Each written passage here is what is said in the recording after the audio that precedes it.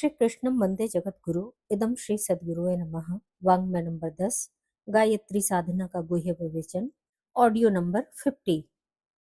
पिछले ऑडियो में गुरुदेव ने बताया कि शक्ति का ह्रास न होने दीजिए। उनके अनुसार प्रत्येक मनुष्य के भीतर दिव्य शक्ति विद्यमान है, जिसे जप, ध्यान, तप और सत्कर्मों द्वारा जागृत किया जा सकता है। यह शक्ति आत्म विकास, लोक मंगल और ईश्वर प्राप्ति के लिए है, इसलिए इसका संरक्षण आवश्यक है। गुरुदेव बताते हैं कि अत्यधिक भोग विलास, अनावश्यक भाग दौड़ और अधिक बोलना शक्ति के प्रमुख अपव्यय के कारण है। साथ ही गायत्री मंत्र का वी अक्षर धन के सदुपयोग की शिक्षा देता है कि धन ईमानदारी से अर्जित हो, आवश्यकताओं की पूर्ति और समाज हित में लगाया जाए, न कि प्रदर्शन या संग्रह के लिए। भारतीय संस्कृति के अपरिग्रह और ट्रस्टीशिप के आदर्शों का अनुसरण करते हुए व्यक्ति को सीमित आवश्यकताओं में संतोष, सामाजिक समानता और लोक सेवा की भावना विकसित करनी चाहिए। गुरुदेव के अनुसार वास्तविक सुख और शांति तभी संभव है जब मनुष्य शक्ति और धन दोनों का उपयोग संयम, सदाचार और समाज के कल्याण के लिए करे। अब आगे गुरुदेव के शब्दों में हम सब जानेंगे, धन विपत्ति का कारण भी हो सकता है। इस प्रकार हम देखते हैं कि वर्तमान समय में संसार के अधिकांश लोगों ने धन के वास्तविक दर्जे को भूलकर उसे बहुत ऊंचे आसन पर बैठा दिया है। आजकल की अवस्था को देखकर तो हमको यही प्रतीत होता है कि मानव जीवन का सबसे बड़ा शत्रु धन ही है। यह स्वीकार करना होगा। ईसा मसीह ने गलत नहीं लिखा है कि धनी का स्वर्ग में प्रवेश पाना असंभव है। इसका अर्थ केवल यही है कि धन मनुष्य को इतना अंधा कर देता है कि वह संसार के सभी कर्तव्यों से गिर जाता है। धन को इसी में महत्व है कि वह लोक सेवा में व्यय हो, नहीं तो धन के समान अनर्थकारी और कुछ नहीं। श्रीमद् भागवत में कहा है, स्तेयं हिंसा नृतं दम्भः कामः क्रोधः स्मयो मदः भेदो वैरमाविश्वासः संस्पर्धा व्यसनानि च एते पञ्चदशानर्था ह्यर्थमूला मता निर्णाम् तस्मादनर्थमर्थाख्यम् श्रेयोऽर्थी दुरतस्त्यजेत। अर्थात धन से ही मनुष्यों में ये 15 अनर्थ उत्पन्न होते हैं। चोरी, हिंसा, झूठ, दंभ, काम, क्रोध, गर्व, मद, भेद, बुद्धि, बैर, अविश्वास, स्पर्धा, लंपटता, जुआ और शराब। इसीलिए कल्याणकारी पुरुष को अर्थ नामधारी अनर्थ को दूर से ही त्याग देना चाहिए। आज संसार में बहुत ही कम लोग सुखी कहे जा सकते हैं। भूतकाल में हमारा जीवन केवल रोटी कमाने में बीता, अब हमको समाज में अपना स्थान कमाने में बिताना चाहिए। केवल धन और समृद्धि ही जीवन का लक्ष्य नहीं होना चाहिए। लक्ष्य होना चाहिए कभी भी दुखी न रहना। हर एक के जीवन में सबसे महान प्रेरणा यह होनी चाहिए कि हमारा जीवन प्रकृति के अधिक से अधिक निकट हो और तर्क तथा बुद्धि से दूर हो। हमको अपने जीवन में काम करने का आदर्श समझ लेना चाहिए। यह आदर्श पेट का धंधा नहीं, सेवा होना चाहिए। सर्व कल्याण, समाज सेवा, सामाजिक जीवन तथा शिक्षा ही हमारा कार्य क्षेत्र हो। हमको ऐसे युग की कल्पना करनी चाहिए जब हमारा जीवन ध्येय केवल जीविका उपार्जन न रह जाए, जीवन केवल अर्थशास्त्र या प्रतिस्पर्धा की वस्तु न रह जाए। व्यापार के नियम बदल जाएं, एक काम के अनेक काम करने वाले हों और अनेक व्यक्ति एक ही काम को अपना सकें। मालिक और नौकर में काम करने के घंटों की झिकझिक दूर हो। मनुष्य केवल मनुष्य ही नहीं है, उसकी आत्मा भी है, उसका देवता भी है, उसका इहलोक और परलोक भी है। यदि हम अपने तथा दूसरों के हृदय के भीतर बैठकर यह सब समझ जाएं, तो हमारा जीवन कितना सुखी हो जाएगा। पर आज हम ऐसा नहीं करते। यह क्यों? इसका कारण धन की विपत्ति है। धन की दुनिया में निर्धन का व्यक्तित्व समाप्त हो जाता है। जब तक अपने व्यक्तित्व के विकास का अवसर न मिले, आदमी सुखी नहीं हो सकता। यह सभ्यता व्यक्तित्व के विकास को रोकती है। बिना इसके विकसित हुए सुख नहीं मिलता। सुख वह इत्र है जिसे दूसरों को लगाने से पहले अपने को लगाना आवश्यक होता है। यह इत्र तभी बनता है जब हम अपने एक कार्य को दूसरे की सहायता के भाव से करें। हमें चाहे अपनी इच्छाओं का दमन ही क्यों न करना पड़े, पर हमें दूसरे के सुख का आदर करना पड़ेगा। सुख का सबसे बड़ा साधन निस्वार्थ सेवा ही है। संसार में रुपए के सबसे बड़े उपासक यहूदी समझे जाते हैं, पर यहूदी समाज में भी अब धन के विरुद्ध जिहाद शुरू हो गया है। यरूशलेम मित्र संघ की ओर से चूज यानी पसंद कर लो शीर्षक एक पुस्तक प्रकाशित हुई है, जिसका लक्ष्य है तुम ईश्वर तथा शैतान दोनों की एक साथ उपासना नहीं कर सकते।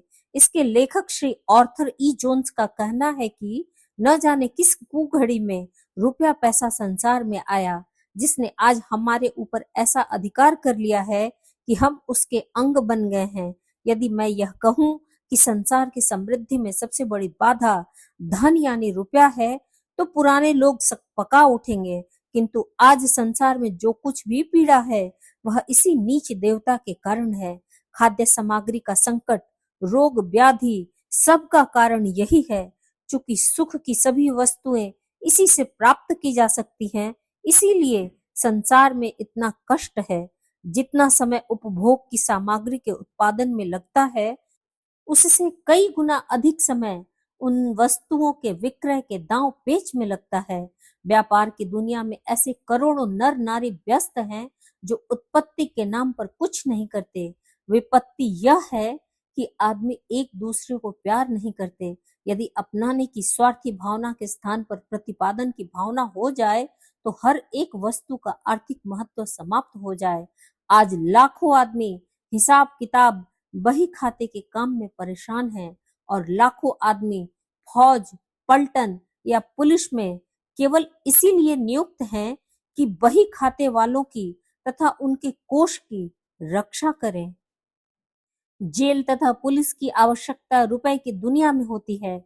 यदि यही लोग स्वयं उत्पादन के काम में लग जाएं तथा अपनी उत्पत्ति का आर्थिक मूल्य न प्राप्त कर शारीरिक सुख ही प्राप्त कर सके, तो संसार कितना सुखमय हो जाएगा। आज संसार में अट्टू संपत्ति, उच्च अट्टालिकाओं में, बैंक तथा कंपनियों के भवनों में सेना, पुलिस, जेल तथा रक्षकों के दल में लगी हुई है। यदि इतनी संपत्ति और उसका बढ़ता हुआ मायाजाल संसार का पेट भरने में खर्च होता, तो आज दुनिया कैसी होती। अस्पतालों में लाखों नर नारी रुपए की मार से या अभाव से बीमार पड़े हैं, तथा लाखों नर नारी धन के लिए जेल काट रहे हैं।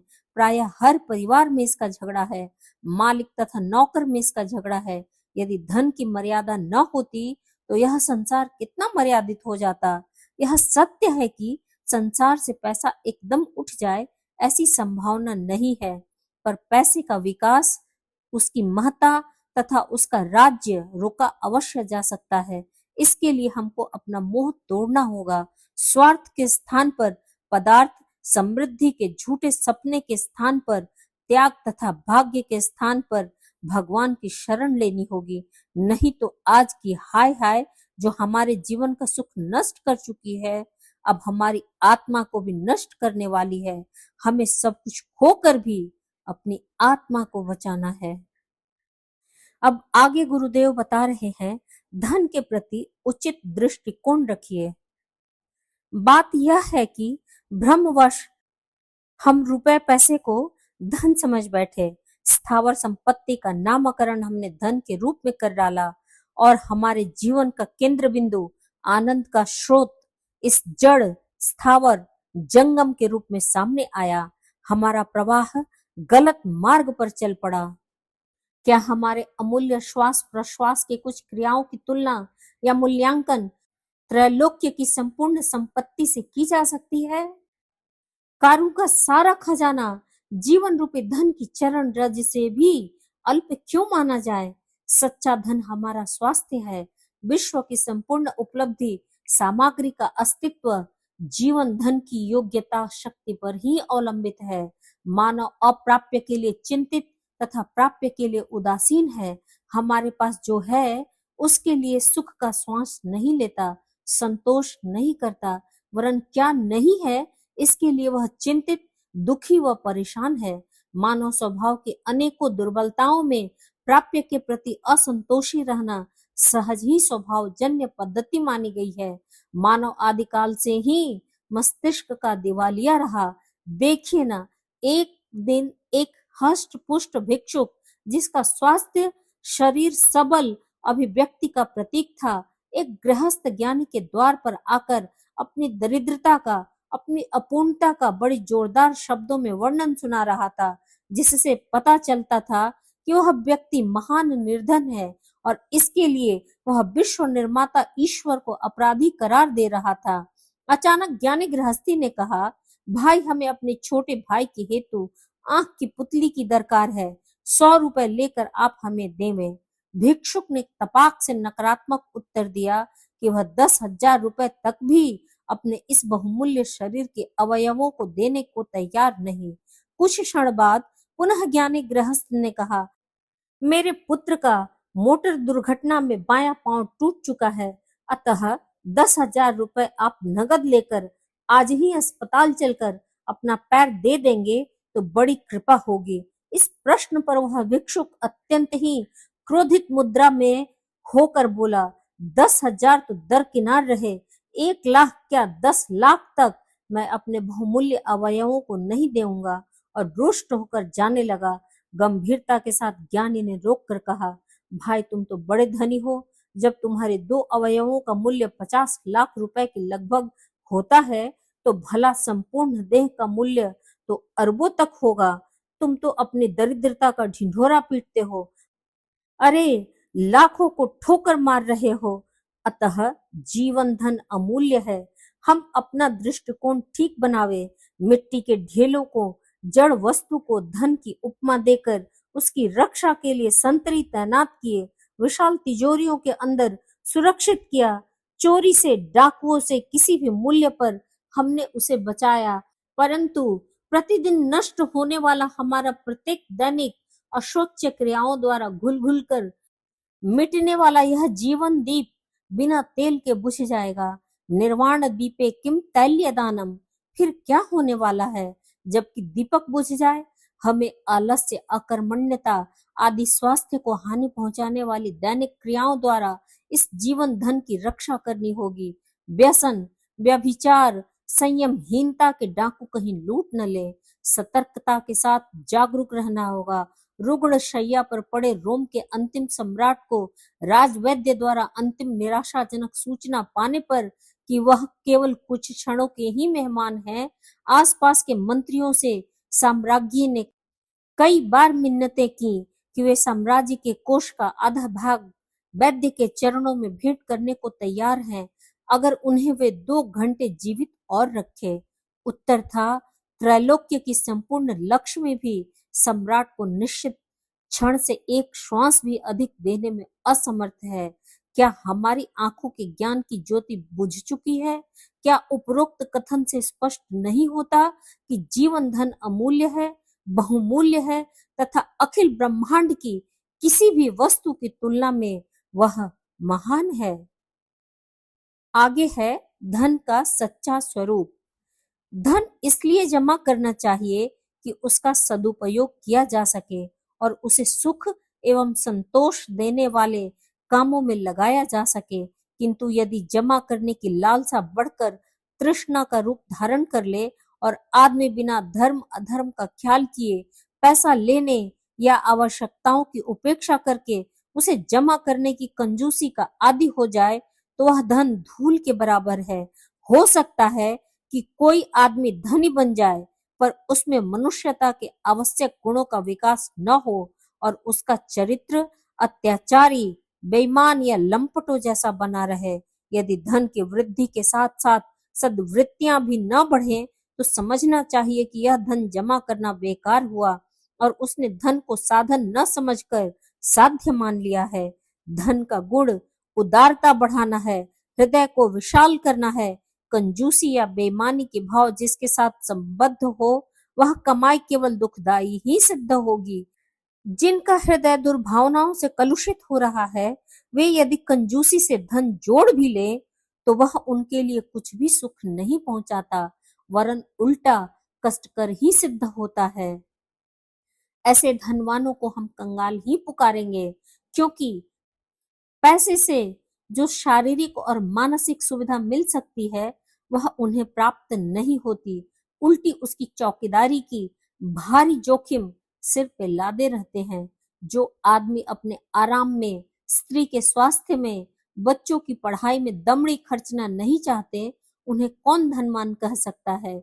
दूसरों के कष्टों को पत्थर की भांति देखते रहता है, किंतु शुभ कार्य में कुछ दान करने के नाम पर जिसके प्राण निकलते हैं, ऐसा अभागा मक्खी चूस कदापि धनी नहीं कहा जा सकता। ऐसे लोगों के पास बहुत ही सीमित मात्रा में पैसा जमा हो सकता है, क्योंकि वे उसके द्वारा केवल ब्याज कमाने की हिम्मत कर सकते हैं। उनमें घाटे की जोखिम भी रहती है। कंजूस डरता है कि कहीं मेरा पैसा डूब न जाए, इसलिए उसे छाती से छुड़ाकर किसी कारोबार में लगाने की हिम्मत नहीं होती। इन कारणों से कोई भी कंजूस स्वभाव का मनुष्य बहुत बड़ा धनी नहीं हो सकता। तृष्णा का कहीं अंत नहीं है, हविष छाया के समान है, जिसे आज तक कोई भी पकड़ नहीं सका है। मनुष्य जीवन का उद्देश्य केवल पैसा पैदा करना ही नहीं, वरन इससे भी कुछ बढ़कर है। पोम्पई नगर के खंडहरों को खोदते हुए एक ऐसा मानव अस्थि पंजर मिला, जो हाथ में सोने का एक ढेला बड़ी मजबूती से पकड़े हुए था। मालूम होता है कि उसने मृत्यु के समय सोने की रक्षा की सबसे अधिक चिंता की होगी।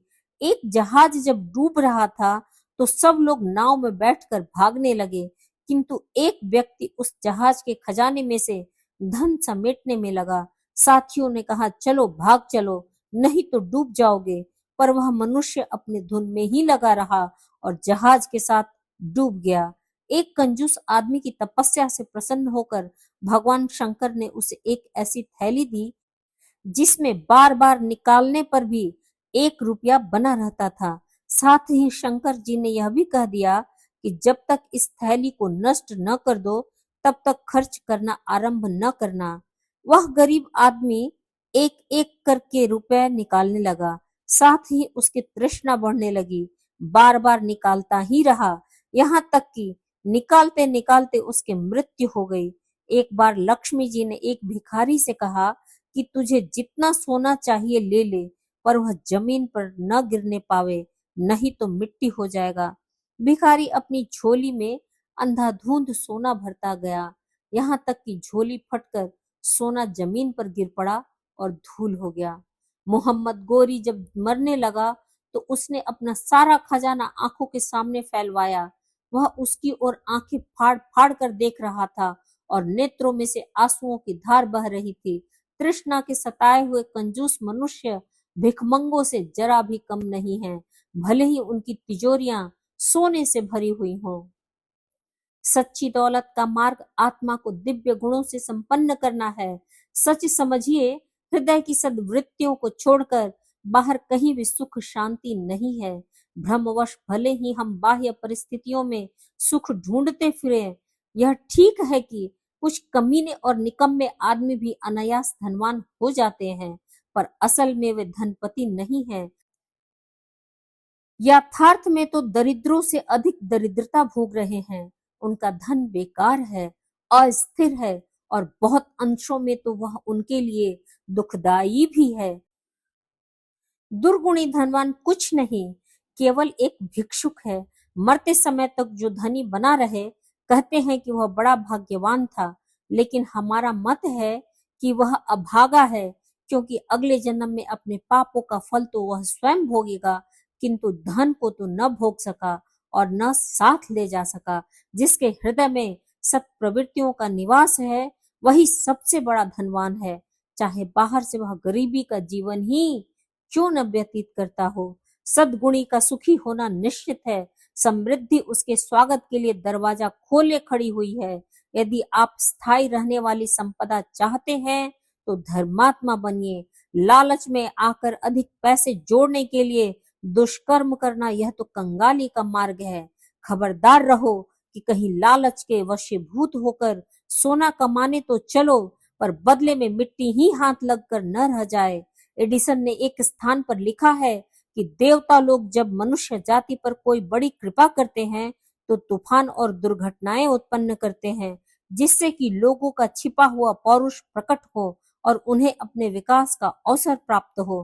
कोई पत्थर तब तक सुंदर मूर्ति के रूप में परिणित नहीं हो सकता जब तक कि उसे छेनी हथौड़े की हजारों छोटी बड़ी चोटें न लगे।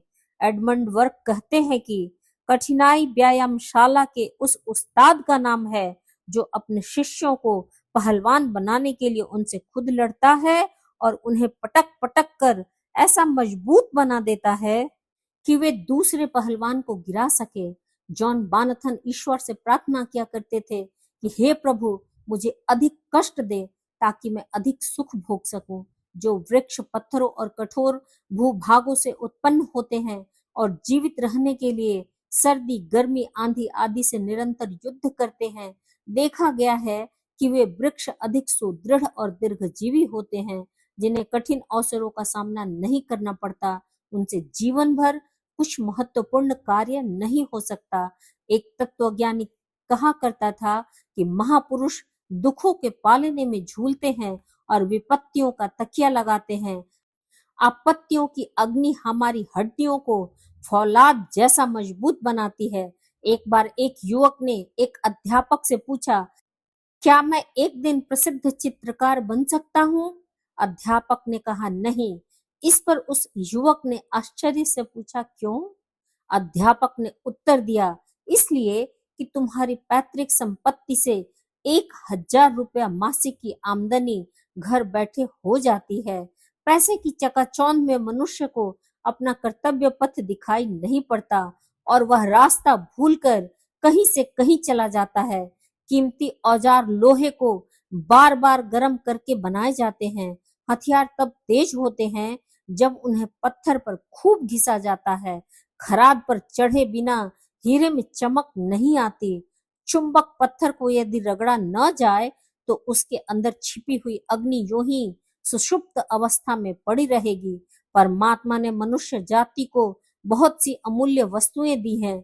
इनमें सबसे अधिक महत्वपूर्ण गरीबी, कठिनाई, आपत्ति और असुविधा है, क्योंकि इन्हीं के द्वारा मनुष्य को अपने सर्वोत्तम गुणों का विकास करने योग्य अवसर मिलता है।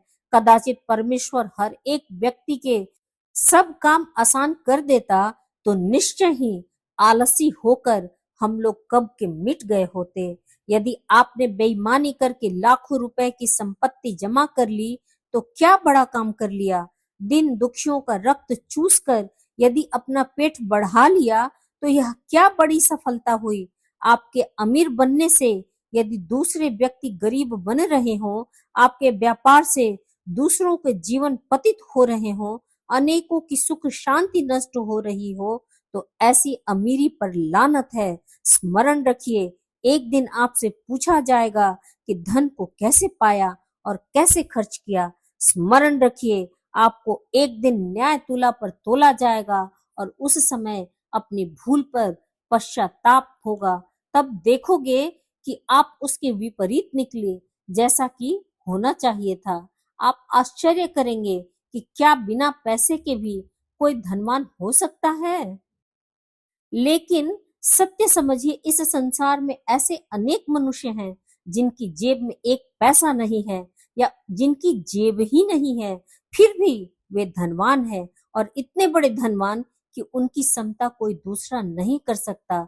जिनका शरीर स्वस्थ है, हृदय उदार है और मन पवित्र है, यथार्थ में वही धनवान है। स्वस्थ शरीर चांदी से अधिक कीमती है, उदार हृदय सोने से भी अधिक मूल्यवान है और पवित्र मन की कीमत रत्नों से अधिक है। लॉर्ड कॉलिंगवुड कहते थे, दूसरों को धन के ऊपर मरने दो, मैं तो बिना पैसे का अमीर हूँ, क्योंकि मैं जो कमाता हूँ नेकी से कमाता हूँ। सिसरो ने कहा है, मेरे पास थोड़े से ईमानदारी के साथ कमाए हुए पैसे हैं, परंतु वे मुझे करोड़पतियों से अधिक आनंद देते हैं। दधीची, वशिष्ठ, व्यास, वाल्मीकि, तुलसीदास, सूरदास, रामदास, कबीर आदि बिना पैसे के अमीर थे। वे जानते थे कि मनुष्य का सब आवश्यक भोजन मुख द्वारा ही अंदर नहीं जाता और न आनंद देने वाली वस्तुएं पैसे से खरीदी जा सकती हैं। ईश्वर ने जीवन रूपी पुस्तक के प्रत्येक पृष्ठ पर अमूल्य रहस्यों को अंकित कर रखा है। यदि हम चाहें तो उनको पहचान कर जीवन को प्रकाशपूर्ण बना सकते हैं। एक विशाल हृदय और उच्च आत्मा वाला मनुष्य झोपड़ी में भी रत्नों की जगमगाहट पैदा करेगा। जो सदाचारी है और परोपकार में प्रवृत्त है, वह इस लोक में धनी है और परलोक में भी, भले ही उसके पास द्रव्य का अभाव हो। यदि आप विनयशील, प्रेमी, निस्वार्थ और पवित्र हैं, तो विश्वास कीजिए कि आप अनंत धन के स्वामी हैं। जिनके पास पैसा नहीं, वह गरीब कहा जाएगा, परंतु जिसके पास केवल पैसा है, वह उससे भी अधिक कंगाल है। क्या आप सद्बुद्धि और सद्गुणों को धन नहीं मानते? अष्टावक्र 8 जगह से टेढ़े थे और गरीब थे, पर जब जनक की सभा में जाकर अपने गुणों का परिचय दिया तो राजा उनका शिष्य हो गया। द्रोणाचार्य जब धृतराष्ट्र के राज दरबार में पहुंचे तो उनके शरीर पर कपड़े भी न थे, पर उनके गुणों ने उन्हें राजकुमारों के गुरु का सम्मानपूर्ण पद दिलाया। महात्मा डायोजनीज के पास जाकर दिग्विजयी सिकंदर ने निवेदन किया, महात्मन, आपके लिए क्या वस्तु उपस्थित करूं? उन्होंने उत्तर दिया, मेरी धूप मत रोक और एक तरफ खड़ा हो जा। वह चीज मुझसे मत छीन जो तू मुझे दे नहीं सकता। इस पर सिकंदर ने कहा, यदि मैं सिकंदर न होता तो डायोजनीज ही होना पसंद करता। गुरु गोविंद सिंह, वीर हकीकत राय, छत्रपति शिवाजी, राणा प्रताप आदि ने धन के लिए अपना जीवन उत्सर्ग नहीं किया था। माननीय गोखले से एक बार एक संपन्न व्यक्ति ने पूछा, आप इतने राजनीतिज्ञ होते हुए भी गरीबी का जीवन क्यों व्यतीत करते हैं? उन्होंने उत्तर दिया, मेरे लिए यही बहुत है। पैसा जोड़ने के लिए जीवन जैसी महत्वपूर्ण वस्तु का अधिक भाग नष्ट करने में मुझे कुछ भी बुद्धिमत्ता प्रतीत नहीं होती। तत्वज्ञों का कहना है कि ऐ ऐश्वर्य की इच्छा करने वालों, अपने तुच्छ स्वार्थों को सड़े और फटे पुराने कुर्ते की तरह उतार फेंक दो। प्रेम और पवित्रता के नवीन परिधान ग्रहण कर लो। रोना, झींकना, घबराना और निराश होना छोड़ो। विपुल संपदा आपके अंदर भरी हुई है। धनवान बनना चाहते हो तो उसकी कुंजी बाहर नहीं, भीतर तलाश करो। धन और कुछ नहीं, सद्गुणों का छोटा सा प्रदर्शन मात्र है। लालच, क्रोध, घृणा, द्वेष, छल और इंद्रिय लिप्सा को छोड़ दो। प्रेम, पवित्रता, सज्जनता, नम्रता, दयालुता, धैर्य और प्रसन्नता से अपने मन को भर लो। बस फिर दरिद्रता तुम्हारे द्वार से पलायन कर जाएगी। निर्बलता और दीनता के दर्शन भी न होंगे। भीतर से एक ऐसी अगम्य और सर्व विजयी शक्ति का आविर्भाव होगा जिसका विशाल वैभव दूर दूर तक प्रकाशित हो जाएगा। आइए हम सब धन रूपी माया से बाहर आए और वास्तविक रूप से धनी बने।